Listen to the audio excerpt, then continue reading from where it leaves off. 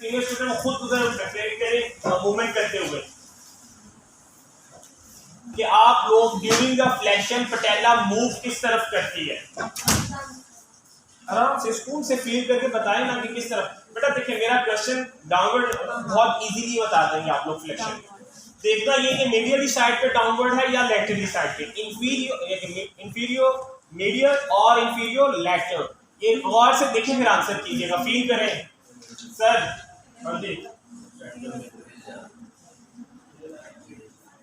Flexion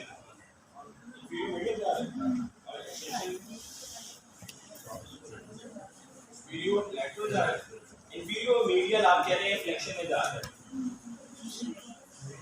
और extension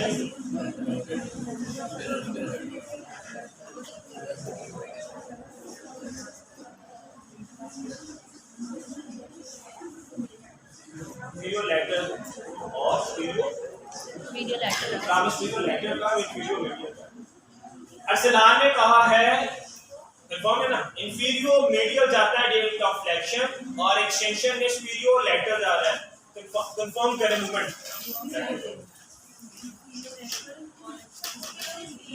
inferior lateral ये पटेला है, ठीक है। अब मैं मूवमेंट देख के असेस करूंगा ये फ्लेक्शन क्या है।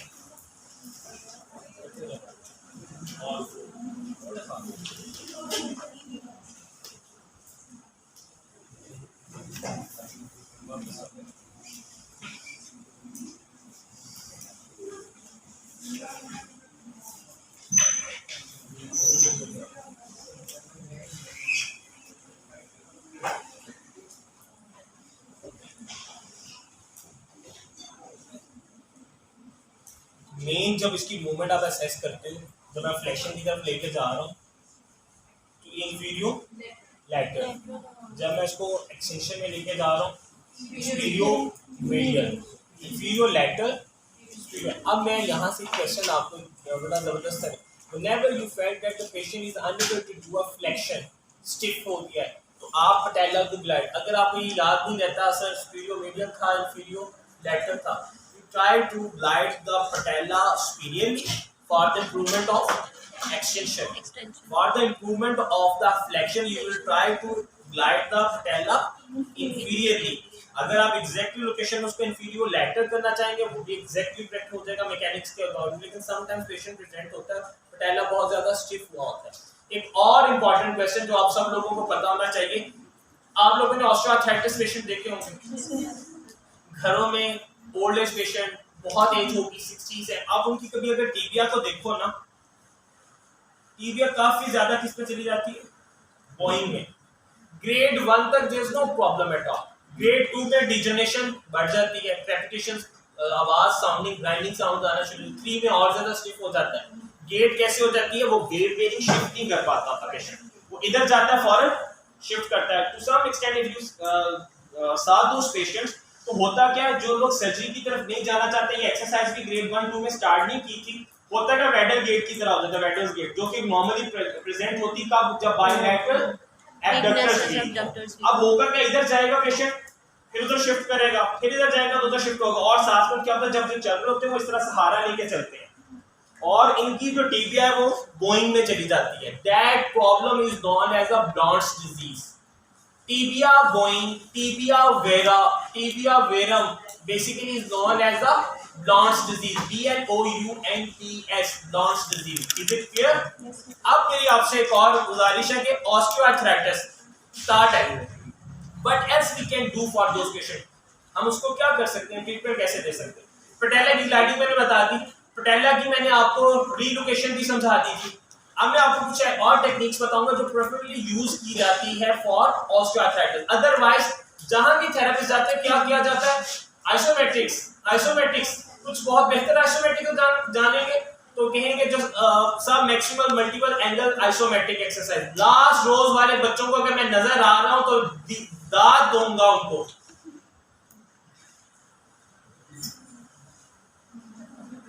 जब आप करवाते हैं ना और इनको असेस करते हैं कि हमने ऑस्टियोआर्थराइटिस का पेशेंट आ गया, तो या तो उसको करवाई जाती है अब आपको रेंजेस का पता है, middle range, inner range, outer range.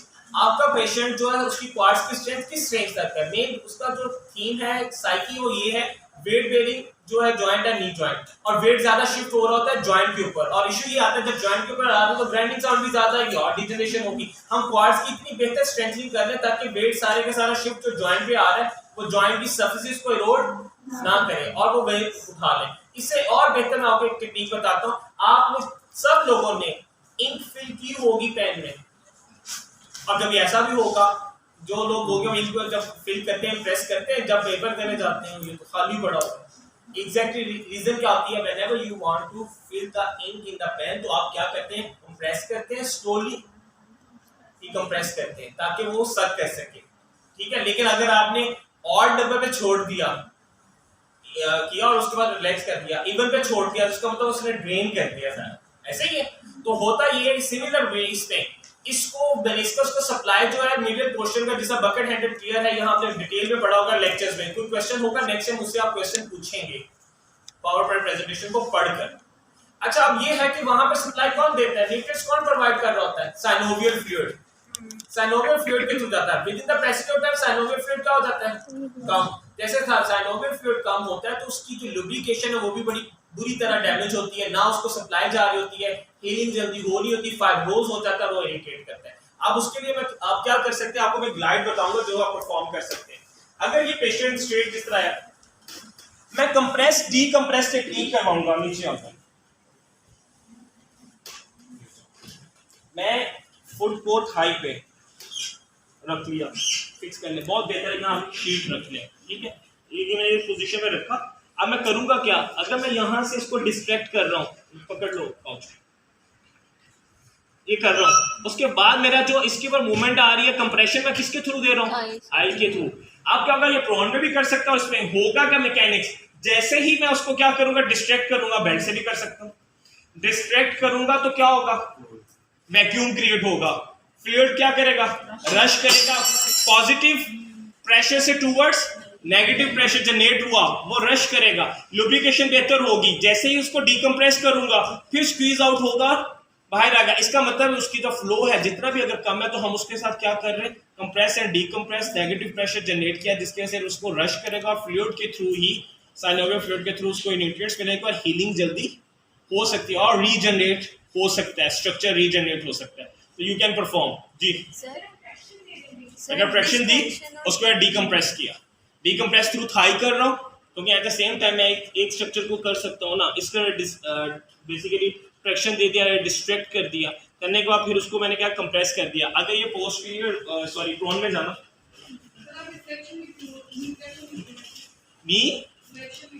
नी फ्लेक्शन में इसलिए रखा, अगर मैं नी को एक्सटेंड करके उसको करूंगा, हमेशा रिक्वायरमेंट है डिस्ट्रैक्शन जब आपने प्रोवाइड करनी है, कौन सी पोजीशन होनी चाहिए, open back position. You can never do a position of distraction और traction in close back position. अच्छा, फॉर एग्जांपल मैं बेड यूज कर रहा हूं, कर लिया, अगर मैं इस बेड को यूज करते हुए ये कर लूं, अब आप सिंपल अगर भी बंदा और मेरे साथ इधर हेल्प करवा दे तो मैं इनकी थाई को करूंगा स्टेबलाइज, को ये कर दे, कमाल है। वैसे उठो, इधर आओ, आप में सब इधर आ जाए, यूसुफ इधर आओ बेटा, शाबाश। ऐसे क्विक रिस्पांस होना चाहिए, आप लोग तो मैं हैरान। आप पिलो रख सकते हैं बस यहाँ पे, ठीक है। अच्छा ये रखे, अब मैं ये पोजीशन रख के अब मैं क्या कर रहा हूँ, डिस्ट्रैक्ट कर चुका हूँ। आपने अपने लंबर पे बेल्ट नहीं रखनी, थाई और हिप रीजन पे रखनी। अगर लंबर पे रख दी तो आपको खुद प्रॉब्लम बैक का हो सकता है। ये रखा, ये डिस्ट्रैक्ट कर चुका हूँ। अगर आप मैं उसी पोजीशन में रख के इसको कंप्रेस करना चाहूंगा, I can do compress, distract, compress, distract, compress, ये डिस्ट्रैक्ट किया, कंप्रेस किया। Relatively you can do alternative way, fluid क्या करेगा, मूव करेगा फिर आएगा। This is the best technique in the grade 1 and 2। अगर रीजनरेशन या फ्लूइड की वजह से पेन कम होना चाहिए, इरोजन कम हो जाए, otherwise we have always do natural ingredients देके, जिस तरह एक्टिव जॉइंट है उनके नाम के साथ, और हम वो स्टार्ट कर देते हैं कि आप इनको दे दें एक्टिव जॉइंट के नाम से, ये चीज़ें दे दी, ये प्रोवाइड कर दिया, वो अप्लाई कर दिया। अब आपके पास ये स्ट्रक्चर्स को रूल आउट करने का that is the best way कि आप उसको ये टेक्निक अप्लाई करें। और ऑस्टियोआर्थराइटिस ग्रेड 1 2 में इट इज़ वेरी हेल्पफुल। 2 में या 3 को जब टच करते वहाँ पे आपके पास चांस बहुत रियल होता है। You can work only on quality of life, functional ability कुछ बेहतर हो सके। और जब पेशेंट हाँ कर ले लेकिन वो इतना हद तक फ्यूज हुआ होता है और ग्राइंडिंग साउंड होती है, बहुत डिफिकल्ट होता है। और ऐसे पेशेंट उस स्टेज में उस वक्त जाते हैं जब वो रिलेक्टेड होते हैं कि वो नहीं सर्जरी कराएंगे, या ग्रेड 1 एंड 2 में फिजियोथेरेपी सेशन नहीं लिए गए और कंटिन्यूसली ऐसे रहा, 3 में जाके अब सर्जरी नहीं करवाना चाहते, रिलेक्टेड है, कोई प्रॉब्लम है। 1 एंड 2 तक तो आपके काफ़ी हद तक बेहतर होता है कि आप उसकी क्वालिटी को, और ये प्रोसेस रोक नहीं सकता वेयर एंड टियर थ्योरी जब के अकॉर्डिंगली देखा जाए, आप इसको क्या कर सकते हैं, स्लो डाउन कर सकते हैं। ठीक हो गया, उस पोजीशन में आप रह के इनको परफॉर्म करवा सकते हैं। फिर आपके पास स्ट्रक्चर जो है इसकी देखना हो कि आपने मोबिलाइजेशन अप्लाई करनी है, आप बेल्ट को यूज करके कर सकते हैं। मोलिगन बेल्ट है, I am the certified Australian Mulligan practitioner भी हूँ। अब उसमें जब आप अप्लाई ये करते हैं, उसकी मोबिलिटी को देखना चाहें तो हम उसके साथ भी यूटिलाइज करके इनको अप्लाई किया जा सकता है। There are different techniques available है। जिस तरह मैं अगर ये कहूँ, आइए करें जी, कौन से वीक बेटा, उसमें तो मैंने आपको बताया, जब ग्रेड 1 मैंने स्टेजेस के हवाले से बात की, ग्रेड 1 एंड 2 आपने जब ये वाली, अगर आपके पास पेशेंट आता है पोस्ट ऑप फ्रैक्चर के बाद, फिर आप उससे ये बात कर सकते हैं। लेकिन अगर osteoarthritis we are not divided on, या उसको classify on the basis of week नहीं किया जाता, वो स्टेज की स्पेलिटी की बेस पे देखी जाती है। ग्रेड 1 में है, ग्रेड 2 में है। अगर आप उससे बात करें कि सर फ्रैक्चर हुआ, स्टिफनेस के साथ नहीं आया है, फिर हम क्या करेंगे, हाँ फिर उसके बाद आपके पास अगर ग्रेड 1 का पेशेंट फ्रैक्चर के बाद पेशेंट आया है और उसकी इनिशियल स्वेलिंग कम हो चुकी है, या उन्होंने एक्सटर्नल फिक्सेटर के साथ इसको यूज किया या इंटरनल फिक्सेटर लगा के किया, तो फिर आप उसके बाद जस्ट पोस्ट ऑप के बाद 1 से 2 डेज तक आप उसकी स्वेलिंग को कम कर दें या उसकी पेन को कुछ सब, उसके बाद आपने मोबिलाइजेशन तो स्टार्ट कर देनी है। तो सेकंड डे पे अगर ऐसा वूंड नहीं है जो क्लैरिटी के साथ हो, फिर अदरवाइज तो वीक 1 में आप स्टार्ट कर देते हैं। अच्छा, अब ये स्ट्रक्चर मैं बता ये रहा था, जब आपके पास पेशेंट आते हैं इसके साथ आइसोमेट्रिक, आप आइसोमेट्रिक्स करवाते हैं। अब मुझे आपने बताना है क्वाड्स की इनर रेंज इंप्रूव कर रहा हूँ, आउटर रेंज इंप्रूव कर रहा हूँ, 1 फिस्ट हाइट। अब इसकी क्वाड्रिसेप्स की कंसेंट्रिक मसल वर्क में अगर आप किसी को याद हो तो इसकी आउटर रेंज कौन सी होगी,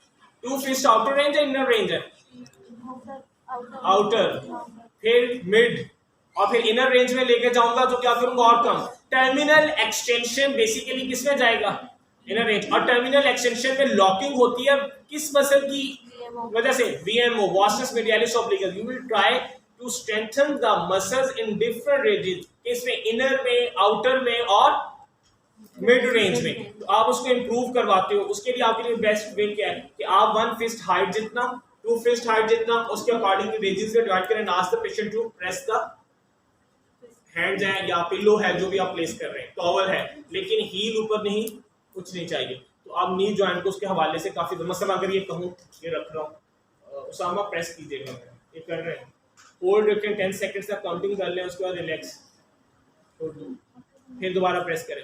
ये अब करते जाएगा, उसके साथ साथ आप पेशेंट्स को करते जाए, उनको बताते जाएंगे। होता क्या, पेशेंट बाज़ दफ़ा क्या करते हैं, हील उठा लेते हैं, और उस पोजीशन में आप प्रॉपर्ली क्वाड्स को स्ट्रेंथन करते हैं, और उसके मल्टीपल एंगल में जाके आप कर सकते हैं, और आप डिज़ाइन खुद कर सकते हैं। आइसोमेट्रिक मल्टीपल एंगल उसमें करवा के आइसोमेट्रिक एक्सरसाइज, आइसोटोनिकली आप एक्सरसाइज को ड्राइव कर सकते हैं। आप थेरा बैंड की डिफरेंट कलर कोडिंग को प्रेजेंट करके दे के उनको कहेंगे आप घर में कर सकते हैं।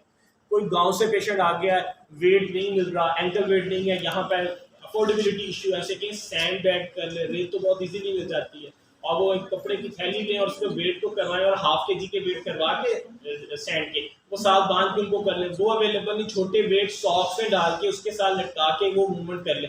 बेटा पेशेंट आपके पास हर क्लास का पेशेंट आ सकता है, पेशेंट चाहे जिस मर्जी क्लास से हो, आपके लिए वो पेशेंट है वो बहुत कीमती है कि आपने उसको अच्छे तरीके से गाइड करना और उसकी जुबान में, उसके अंदाज में बताना। वो आगे से पंजाबी बोले और आप उर्दू और इंग्लिश में बात कर रहे हो, वो कहेगा दिल ही नहीं कर रहा, मैं जाऊँ, मुझे तो समझ ही कुछ नहीं है। अगर वो जोन सी लैंग्वेज बोल रहे हो, आप बेहतर उसी तरह उनको गाइड कीजिए और उनके लिए घर के लिए वो करें। जितना आसान, फहम और अच्छे तरीके से डील करेंगे, आपकी क्लिनिकल प्रैक्टिस में बेहतरी ही उस वक्त आनी। अदर डिफिकल्टी वही आएगी कि उसको इम्प्रूवमेंट करना किस तरह करना। हमने इसके हवाले से ग्लाइडिंग के हवाले से बात कर ली, फिर मैंने आपके साथ जिक्र किया था हमने किस तरह इसको वो परफॉर्म करना है, जो कायरोप्रैक्टिक टेक्निक्स थी, या आपने अनलॉकिंग करनी थी, जो कि टेक्निक हमने अप्लाई की, ओला गेम्स भी की, कि कि मीडियल मेनिस्कस को और लैटरल मेनिस्कस की लॉकिंग हो चुकी है, तो हम उसको किस तरह अनलॉक करेंगे। और उसके मैंने पैटर्न भी बताया था, हिप पे क्या मूवमेंट होगी और फर्दर क्या होगा। नी पे, हाँ जी दोबारा करवाऊँ, हो गया होगा। अच्छा अब ये स्ट्रक्चर है नी पे पेन के लिए, और कौन सी स्ट्रक्चर्स देखना जरूरी है। हर रीजन पे मैंने तकरीबन देने 2 लेक्चर्स देने हैं, तो आज का लेक्चर नहीं कंप्लीट हो जाएगा, उसके बाद दोबारा जिक्र नहीं होगा इसका। फिर आपसे कोई क्वेश्चन है तो आप पूछ सकते हैं। नी और बेटा फुट मैकेनिक्स बड़ी इंपॉर्टेंट है। पाँव ऑलरेडी इन्वर्टेड हुआ होगा, पाँव ऑलरेडी पेस्ट प्लेनस है, पाँव के ऊपर या जो शूज है वो कंफर्टेबल नहीं है, शूज की हील एक तरफ की घिस चुकी हुई है, फिर प्रॉब्लम आ रहा है, तो सारी चीजें होगा क्या स्ट्रक्चर में उसी तरह आ जाए। अगर वो आउटवर्ड होगा तो मीडियल साइड पे क्या होगा, कंप्रेशन आएगा। इनवर्ड होगा पाँव तो किधर कंप्रेशन आ रहा होगा, बेसिकली लैटरल साइड पे। अब आपसे क्वेश्चन है, आप लोगों ने सुना होगा प्रॉब्लम नी की कौन कौन सी डिफॉर्मिटी, क्रॉस नी कहना या नॉक नी कहना है। नॉक नी को प्रॉब्लम को क्या कहते हैं, genu valgum, genu valgum, genu valgum, genu valgum is basically the knock knee, ठीक है, and genu valgum is basically going. अब होगा distance between the knee in increase in case of the genu valgum, the distance between foot या feet increase in case of the knock नी।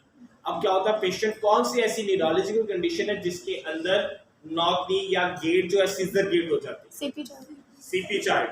फिर आपके पास आता है stiff नी gate के साथ आते हैं लोग, किस तरह चलते हैं, नी को बिल्कुल स्टिफ रख के चलते हैं। नॉर्मल नी पे फ्लेक्शन कितनी चाहिए, ये नोट कर लो, ये मैंने क्वेश्चंस, मैंने एक वाइवा भी रखना है, असेसमेंट नहीं वैसे क्लास पर। हाँ जी 60 degree flexion is required during the swing phase. अगर स्विंग फेज पे उसे विदाउट तो आप चल लेंगे। फिर किसी ने बाइक चलानी है, उसको कितने डिग्री की फ्लेक्शन चाहिए, 95। 90 पे भी बाइक पे और किक नहीं लगा सकेगा, पीछे होगा उसको साइड सा, ये 90 डिग्री स्लाइड से किक लगाने के लिए क्या करना पड़ता है, फ्लेक्स 95 डिग्री तक फ्लेक्शन रिक्वायर्ड है। ये आपको पता होना चाहिए, आपने पेशेंट्स को बाद में जाके बताना है कि हाँ जी मैं बाइक चला सकता हूँ, इतनी रेंज गेन कर ली है।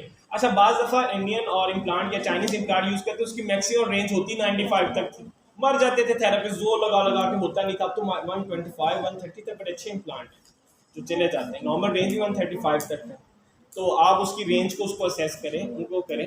अच्छा अब और चीज़ पीएस के हवाले से आईटी बैंड, आप लोगों ने आईटी बैंड की टाइटनेस हो तो बेसिकली उसको हम जज किस टेस्ट से साइन से करते हैं, ओवर साइन फॉर आईटी। और टेंसर फेशियल डाटा के लिए क्या है, सेम है, मॉडिफिकेशन है, ऐसे नहीं है ना।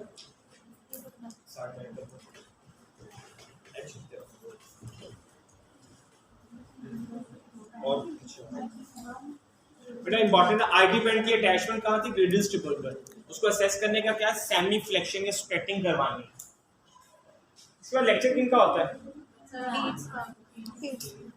वो मैडम जैनब वाला लेक्चर, उसे ले ना ले आज। अच्छा नहीं मैंने आज जाना है उसको, बोर्ड ऑफ फैकल्टी की मीटिंग चीजें करनी।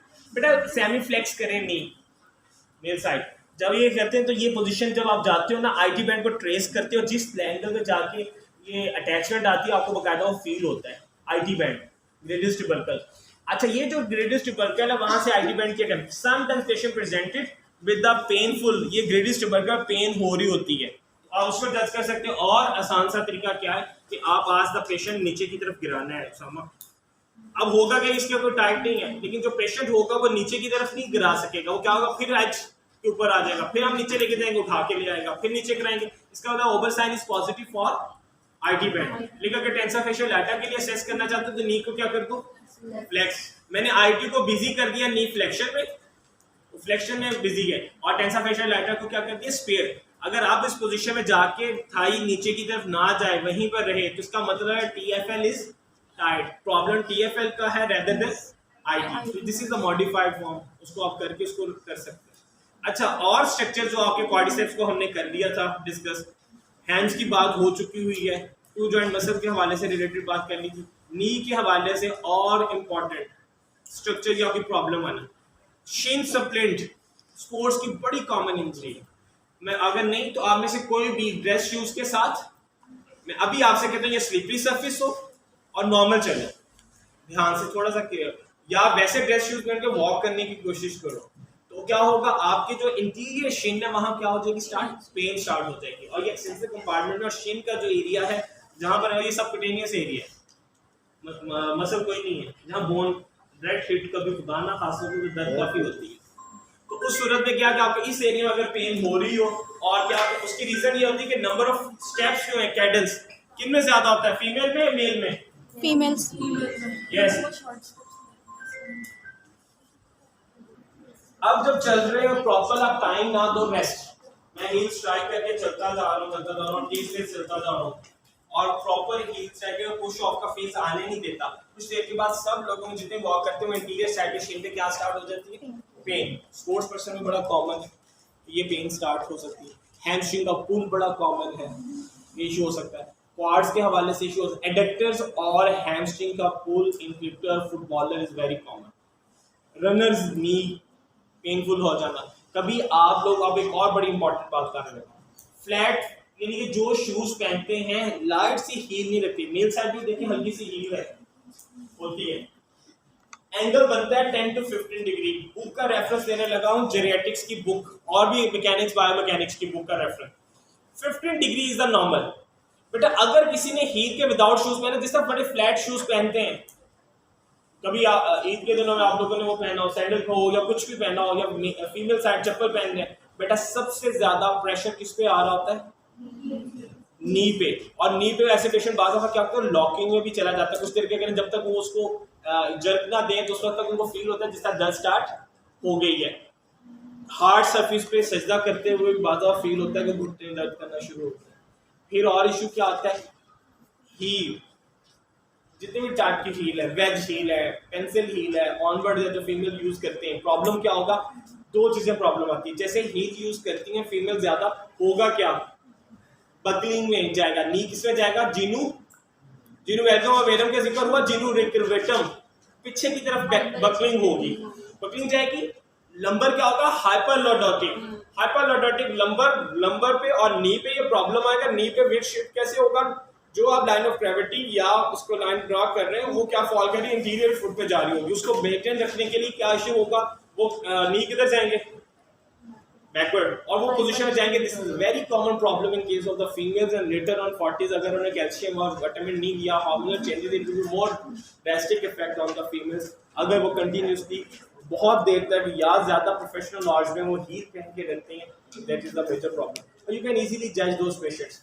और बाद दफा स्टार्टिंग में कई लोग हैं हील पहनते हैं लेकिन उनको पहन के कैरी करना नहीं आ रहा, फीमेल, उसमें भी प्रॉब्लम है, आपको पता चल रहा होता है वो हील स्टाइल नहीं कर रहे होते, वो पंजा लगा रहे हैं, और दैट इज द प्रॉब्लम। और ये इसको देखने का मेन मकसद ये है कि जो फीमेल थेरेपिस्ट है उनको असेस जरूर करना चाहिए कि अगर ये पेशेंट मेरे पास आया, फुट शू वेयर कैसे हैं इनकी फुट की डिफॉर्मिटी तो कोई नहीं है, मैं उसको ट्रीट करता हूँ, आखिर में पता चले अच्छा ये तो मेरे बचपन में चोट लगी थी, ये मेरा पाँव रखने का अंदाज है।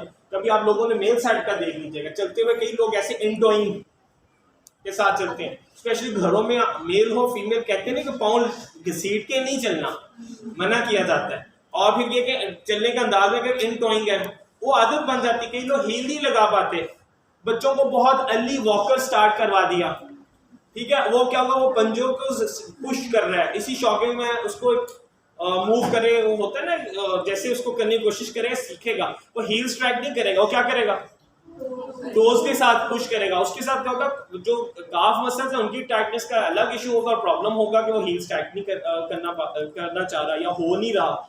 बच्चों को ट्रेनिंग नहीं प्रॉपर पे यूज किस तरह करना है, कमोड किस तरह यूज करना है और इंडियन किस तरह यूज करना है। बच्चे पाँव के बल क्रॉस सिटिंग में, मैं आपको आज बताने लगूं, तशद की हालत में बच्चे नहीं बैठे, डब्ल्यू शेप में बैठना पसंद कर रहे हैं।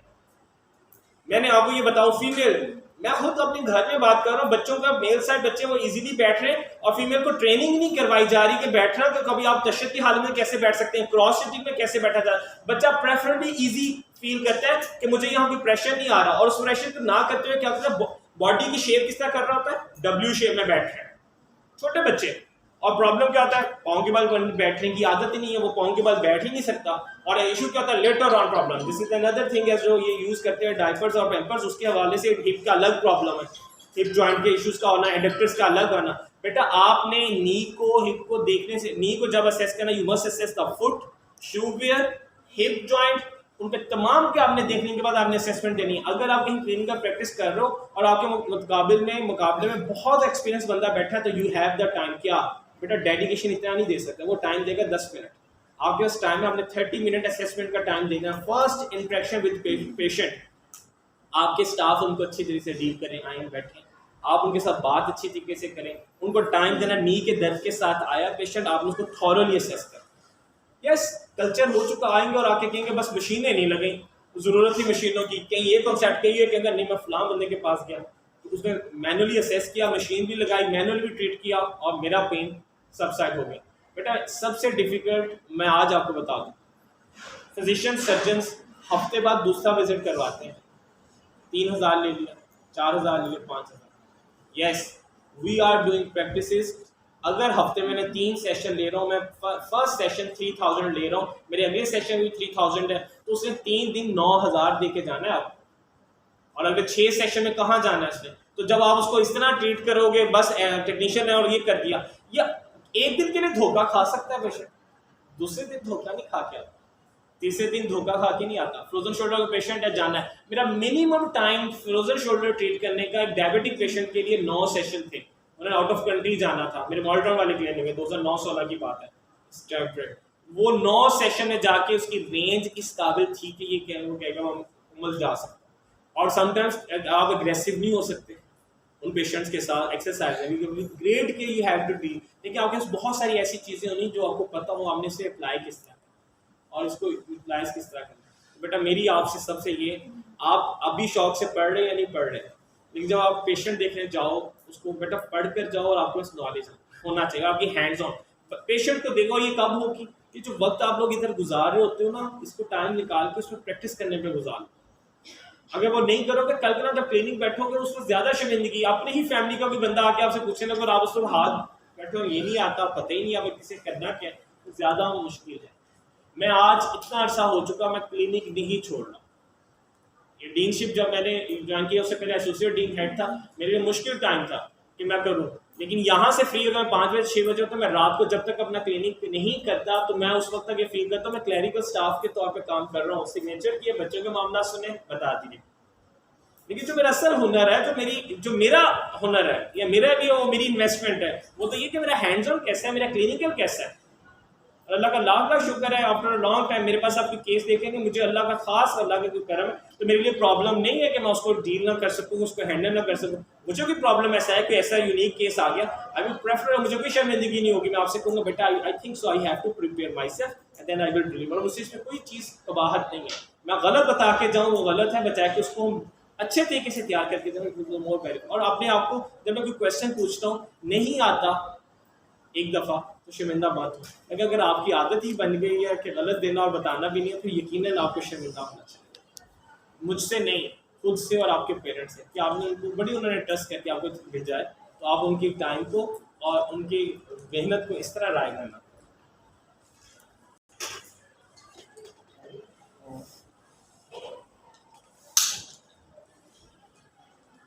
नॉर्मली प्रैक्टिस में जब होता है ये आप, अब यही पोजीशन है, मैं अगर ये करना चाहूँ और मैं मेरे पास स्टूल हो,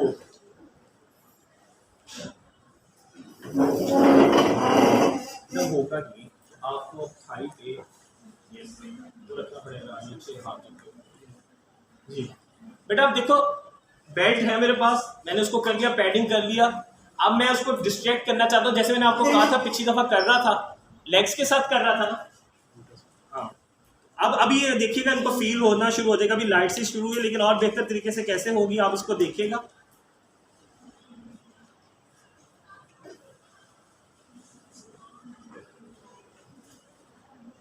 डिस्ट्रैक्ट हो गए, अब जब डिस्ट्रैक्ट ये हो रहा है, मैं इसी पोजीशन में लेके चलो, इसी में वजन डाल दो, ये पोजीशन डाल दो, ये वजन डाल दो, और अब मेरे दोनों हैंड्स फ्री हैं, डिस्ट्रैक्शन हो रही है, मेरे वेट शिफ्ट करने से लेग्स की ये जो मुझे पोजीशन है ये इससे डिस्ट्रैक्ट हो रहा है, और अपने हैंड्स को फ्री रख के मैं इजीली क्या कर सकता हूँ, ग्लाइड।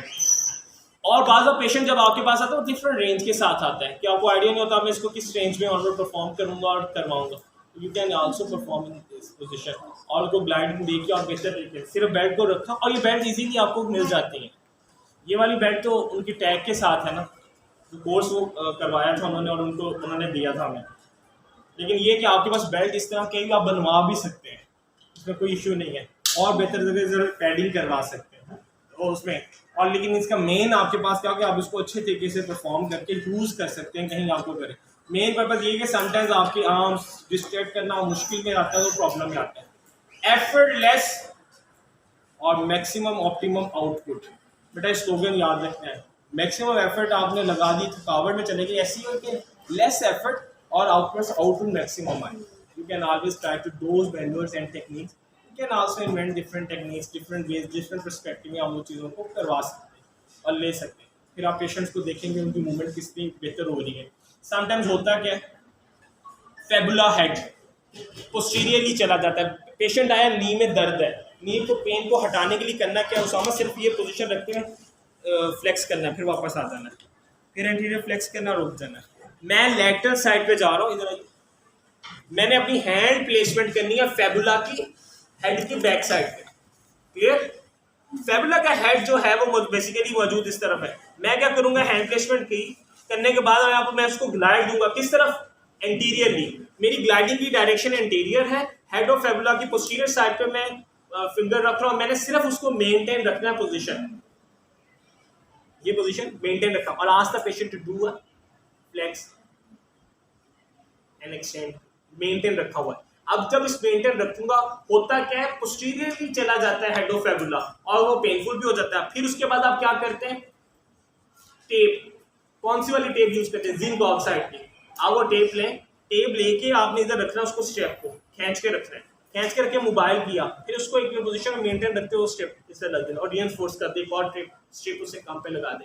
अगर जिंक ऑक्साइड कोई ले आए या मुझे याद करे कमिंग में ले आऊंगा, तो जिंक ऑक्साइड के साथ टेपिंग भी मैं बता दूंगा, और एंकल स्प्रेन की टेपिंग मैंने आपको सिखानी है कि सिंपल एक ही स्ट्रिप आपके पास हो तो आप उसको मिनिमम टेप के साथ किस तरह मैक्सिमम स्टेबिलिटी प्रोवाइड करके, वरना तो क्रेप बैंडेज है ना, देखा भी होगा लोगों को, स्वेलिंग इतनी हो जाती है, लेकिन वो करके फिर आप उनको रश करवा दें कि आप वो लेके इमरजेंसी चला जाए, पता चल जाए कि कंप्लीट रप्चर हुआ या नहीं।